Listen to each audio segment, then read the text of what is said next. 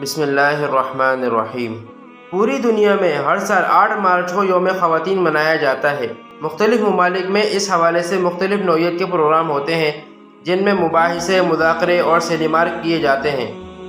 پاکستان میں کچھ مغرب زدہ خواتین اس سلسلے میں اسلام آباد میں جو مظاہرے کرتی ہیں وہ ایسے قابل اعتراض داروں پر مشتمل پلے کارڈ اور بینرز اٹھائے ہوئے ہوتے ہیں جن سے عام مسلمانوں کے دینی جذبات کو ٹھیس لگتی ہے۔ ایک طرح سے یہ ایک متنازع مسئلہ بن جاتا ہے۔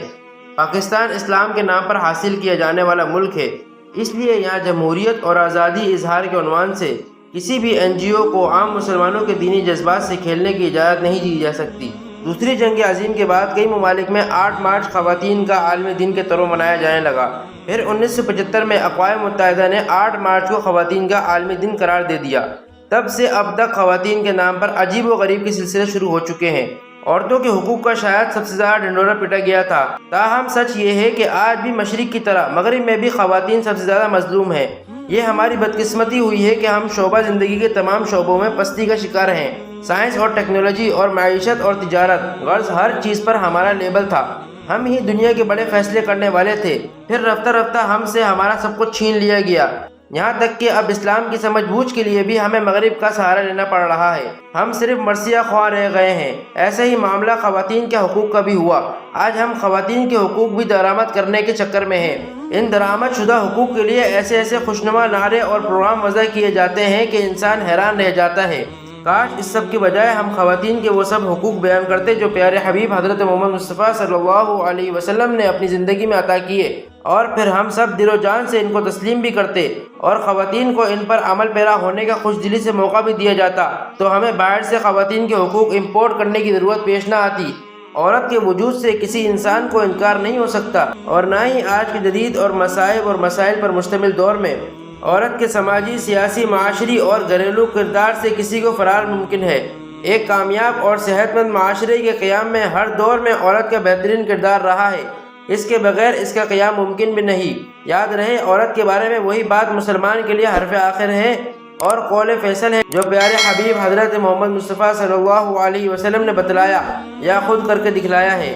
نبوی زندگی اور عہد رسالت میں عورت زندگی کے ہر شعبے میں برابر شریک تھی۔ عبادت سے لے کر معاملات اور جنگوں تک خواتین موجود تھی۔ ان امور کی شہادت احادیث اور سیرت سے ملتی ہے۔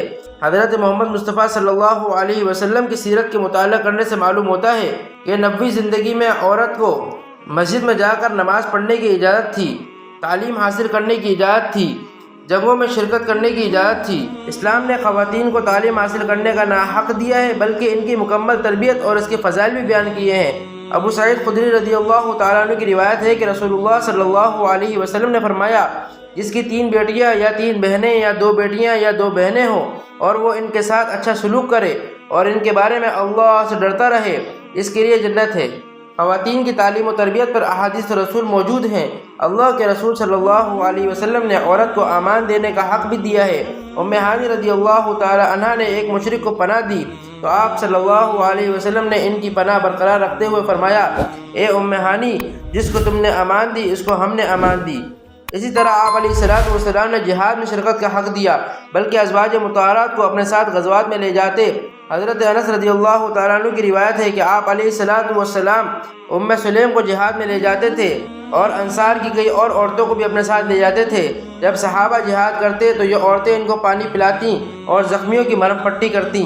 سیرت کا مطالعہ بتاتا ہے کہ آپ صلی اللہ علیہ وسلم نے خواتین کو بہت سارے معاشرتی حقوق بھی عطا کیے ہیں۔ عورت کو سیر و تفریح اور نہیں رکھا۔ میرے سامنے بہت ساری احادیث اور دور ربی کے واقعات ہیں، لیکن وقت کے تقاضے کو دیکھتے ہوئے کچھ مختصر سے واقعات آپ کے سامنے بیان کر دیے ہیں۔ ہم یہ سمجھتے ہیں کہ معاشرتی، سماجی، قانونی، سیاسی، عملی، علمی اور شعبہ ہائے زندگی کی مختلف سرگرمیوں میں خواتین کو جو حقوق اسلام اور آپ علیہ السلام نے دیے ہیں، پھر عہد رسالت نے آپ علیہ السلام کی سرگرمیوں میں جو کچھ معلوم ہو جاتا ہے، تو دور حاضر میں ہم ان سرگرمیوں سے استفادہ کر کے خواتین کے حقوق بیان کیے جا سکتے ہیں۔ اہل علم نے بہت کچھ لکھا ہے مگر بدقسمتی سے اس کو بیان نہیں کیا جاتا اور نہ ہی وہ حقوق ذکر کیے جاتے ہیں۔ جب ایسا نہیں کیا جاتا تو معاشرہ بالخصوص 2 طبقات میں تقسیم ہو جاتا ہے۔ ایک نعرہ لگاتا ہے میرا جسم میری مرضی، اس کی ضد میں آ کر دوسرا نعرہ لگاتا ہے میرا جسم رب کی مرضی۔ پھر مسلمانوں کے درمیان ایک نہ ختم ہونے والی لڑائی شروع ہو جاتی ہے اور خوب مغلظات بکے جاتے ہیں، اور ان دونوں نعروں کی ایسی تشریح کی جاتی ہے کہ الامان والحفیظ۔ ضرورت اس امر کی ہے کہ دونوں طبقات کو ان جملہ حقوق کا جائزہ لینا چاہیے جو اللہ اور اس کے رسول صحابہ کرام رضوان اللہ علیہم اجمعین نے خواتین کے تسلیم کیے ہیں اور اپنے ادوار میں تنفیذ بھی کیے ہیں۔ اللہ کرے خواتین کے بارے میں ہم عدل انصاف سے کام لیں، خواتین کے حقوق ہوں یا حقوق کے نعرے، سب کچھ اعتدال سے کام کریں۔